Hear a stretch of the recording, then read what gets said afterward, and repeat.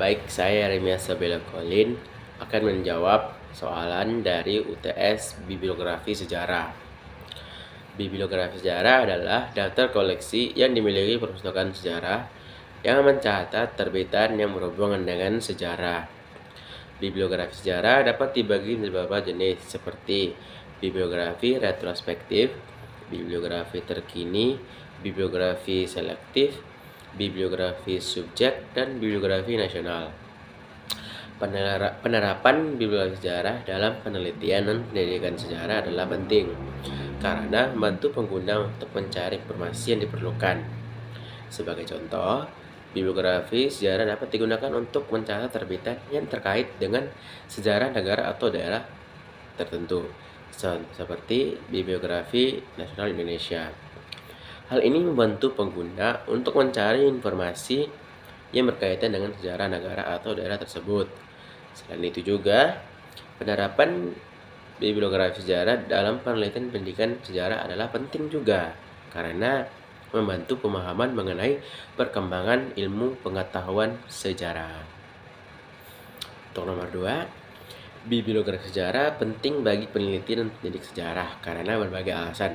Sebagai contoh, bibliografi sejarah dapat membantu peneliti dalam menemukan sumber-sumber yang relevan dan terpercaya untuk diselidiki. Dengan menggunakan bibliografi sejarah, peneliti dapat memahami dan memperjelas bagian-bagian dari sejarah yang mereka kaji, seperti perubahan geografis, demografi, dan jenis kegiatan manusia.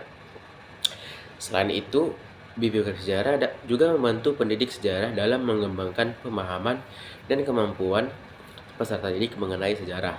Dengan menggunakan bibliografi sejarah, pendidik dapat memilih sumber-sumber yang relevan dan tepat untuk digunakan dalam pembelajaran. Sejarah merupakan satu mata pelajaran yang sangat penting untuk mempengaruhi pembangunan karakter bangsa, sehingga pendidik sejarah memerlukan sumber-sumber yang terpercaya dan relevan untuk menjadi guru yang selektif.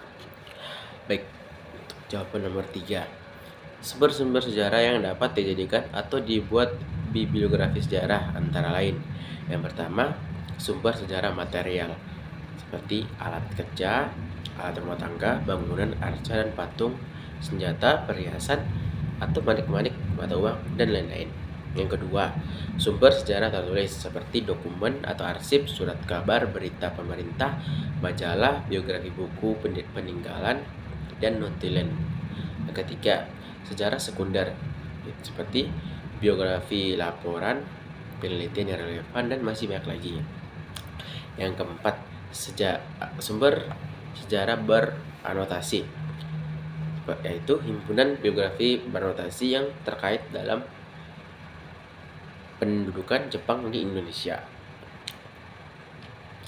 Untuk jawaban nomor 4, jenis-jenis bibliografi sejarah termasuk yang pertama, bibliografi deskriptif, yaitu jenis bibliografi yang dilengkapi dengan deskripsi singkat yang didapat dari gambaran fisik yang tertera atau tertulis dalam bahan pustaka, seperti judul buku atau majalah, judul artikel, nama pengarang, data terbitan, koleksi, data kunci, dan abstrak yang tertulis. Untuk jenis yang kedua itu bibliografi evaluatif.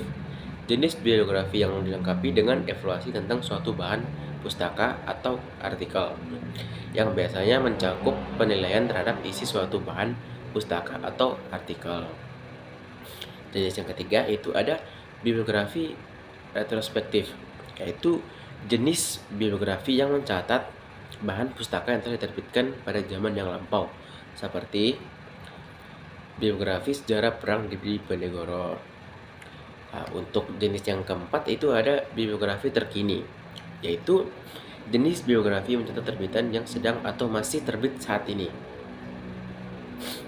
Yang jenis yang kelima yaitu bibliografi subjek, yaitu jenis bibliografi yang mencatat bahan pustaka atau artikel pada bidang ilmu dan subjek tertentu. Yang jenis keenam, bibliografi beranotasi, jenis bibliografi yang menyajikan sumber-sumber baru seperti Bibliografi beranotasi sumber sejarah masa pendudukan Jepang di Indonesia. Kemudian fungsi-fungsi bibliografi sejarah antara lain. Yang pertama, mempermudah akses informasi. Yang kedua, membantu dalam pembelajaran. Yang ketiga, memperkaya wawasan pengetahuan. Yang keempat, mengetahui adanya suatu buku atau sejumlah buku. Yang kelima, mengetahui lebih lanjut tentang referensi dalam buku. Baik, untuk nomor 5, saya memilih tema sejarah maritim. Ruang lingkup sejarah maritim. Sejarah maritim adalah studi tentang peranan laut dalam perkembangan sejarah manusia. Ini mencakup segala hal yang berkaitan dengan pelayaran, perdagangan laut, eksplorasi, konflik maritim, teknologi maritim, dan dampaknya terhadap masyarakat dan peradaban. Ruang lingkupnya mencakup penelitian tentang kapal, rute perdagangan, kegiatan penjelajahan, strategi perang laut, perkembangan navigasi, budaya maritim, serta implikasi ekonomi, politik, dan sosial dari interaksi antar negara melalui jalur maritim. Contoh buku rujukannya itu, buku yang tepat untuk rujukan ini adalah Sejarah Maritim Dunia oleh Lincoln Paine. Alasan saya memilih buku tersebut karena komprehensif, yang mana buku ini mencakup berbagai aspek sejarah maritim dari seluruh dunia, mulai dari masa prasejarah hingga era modern, sehingga memberikan pemahaman yang menyeluruh tentang topik tersebut. Alasan yang kedua karena dukungan ilmiah. Sang penulis, yaitu Lincoln Paine, dikenal sebagai seorang sejarawan maritim yang berpengalaman dan peneliti yang memiliki basis pengetahuan yang luas tentang sejarah maritim global. Alasan yang ketiga itu pendekatan multidisiplin.